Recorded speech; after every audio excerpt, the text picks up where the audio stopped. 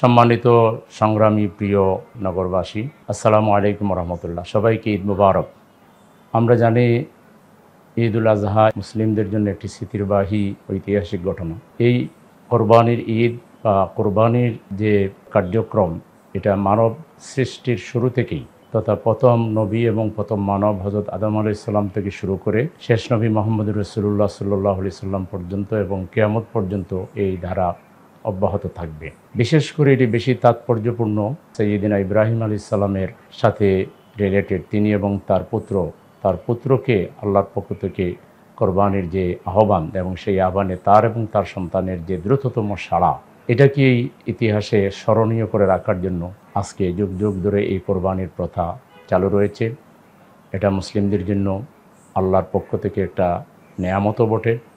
আল্লাহ তাআলা এই কোরবানির যে ধারা মুহাম্মদ রাসূলুল্লাহ সাল্লাল্লাহু আলাইহি সাল্লাম, তার সাহাবায়ে কেরাম এবং কিয়ামত পর্যন্ত মুসলমানরা এই ধারাকে জারি রেখেছেন এবং রাখবেন। আজকে এই ঐতিহাসিক সময়ে আজকে আমরা যারা কোরবানি করব, আমরা যেন আমাদের প্রতিবেশীদের দিকে, আমাদের গরিব আত্মীয় স্বজনের দিকে, আমাদের সমাজের যেসব গরিব মানুষ রয়েছে, দুস্থ মানুষ রয়েছে, বঞ্চিত মানুষ রয়েছে, তাদেরকে যেন কোরবানির গোশতের মাধ্যমে, ফুড প্যাকেট দেওয়ার মাধ্যমে এবং নানাভাবে সহযোগিতার মাধ্যমে তাদেরকে যেন আমাদের পাশে আমরা নিয়ে আসতে পারি, তাদেরকে যেন আনন্দে আমরা সামিল করতে পারি। এই বিষয়টি আমাদের সবাইকে খেয়াল রাখতে হবে। কোরবানির গোশত কিংবা রক্ত আল্লাহর কাছে যায় না, আসল জিনিস হচ্ছে তাকওয়া। আমরা যেন সেই তাকওয়ার ব্যাপারে নজর রাখি। তাকওয়া ভিত্তিক জীবন, ব্যক্তি, পারিবারিক জীবন, সামাজিক জীবন তথা জীবনের সকল ক্ষেত্রে তাকওয়ার নীতি যাতে আমরা অবলম্বন করতে পারি, এটি ঈদুল আজহার মূল তাৎপর্য। আল্লাহ তাআলা আমাদের সবাইকে তাকওয়ার জীবনযাপন করার তৌফিক দান করুন। কোরবানি দেওয়ার পাশাপাশি পরিষ্কার পরিচ্ছন্নতার ব্যাপারে যত্নবান হব, যাতে কোরবানির পশুর যে বর্জ্য রয়েছে এবং যে ধরনের অনেক সময় আমরা রাস্তায় কোরবানি দিয়ে দিলাম কিন্তু রক্ত লেগে থাকলো, পরিষ্কার পরিচ্ছন্নতার দিকে আমরা নজর দিলাম না, এটাও কিন্তু নবীর সুন্নতের পরিপন্থী। পরিষ্কার পরিচ্ছন্নতা ঈমানের অঙ্গ।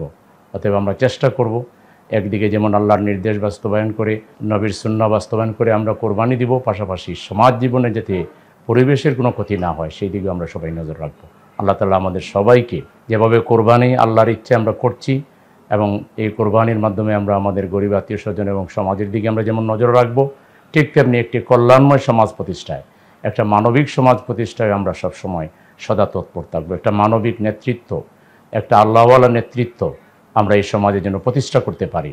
নেতৃত্ব নির্বাচনেও আমরা যেন সঠিক সিদ্ধান্ত নিতে পারি। আল্লাহ তাআলা আমাদের সবাইকে তৌফিক দান করুন।